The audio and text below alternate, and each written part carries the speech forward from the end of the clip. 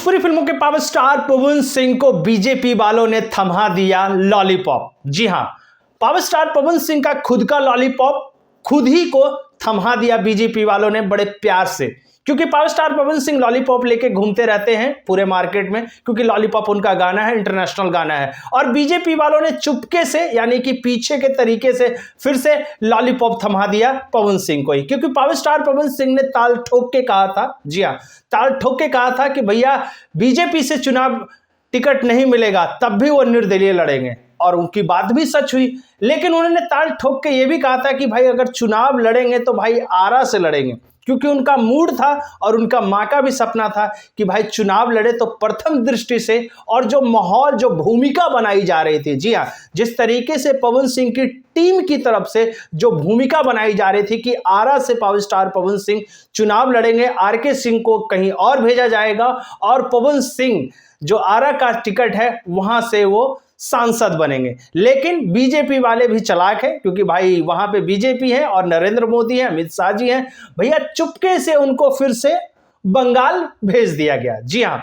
Exclusive खबर यानी कि ताजा अपडेट आ रहा है कि पावर स्टार पवन सिंह यानी कि चौथे सांसद के रूप में, यानी कि भोजपुरी इंडस्ट्री में पहले सांसद मनोज तिवारी, दूसरे सांसद रवि किशन और तीसरे जो सांसद बने दिनेश लाल यादव निरहुआ, और चौथे सांसद का टिकट मिल चुका है, यानी कि फिलहाल टिकट मिल चुका है, वो है पावर स्टार पवन सिंह। यानी कि पवन सिंह अब सांसद बनने की जो प्रक्रिया है वो कहीं ना कहीं चालू हो चुकी है, और अब वो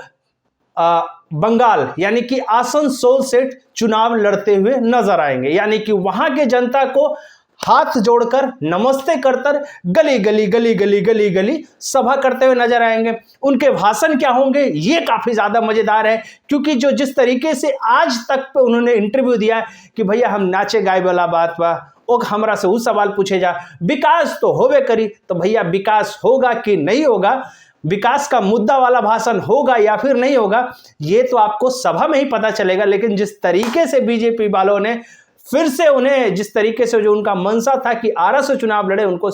चुपचाप तरीके से बंगाल भेज दिया गया, तो यह सवाल खड़ा होता है कि क्या वाकई में ही पवन सिंह का जो बहुकाल है, जिस तरीके से यूपी बिहार में, खास करके यूपी में भी बहुकाल है, बिहार में बहुकाल है, बंगाल में वो बहुकाल चलेगा या फिर नहीं चलेगा, ये सवाल खड़ा हो रहा है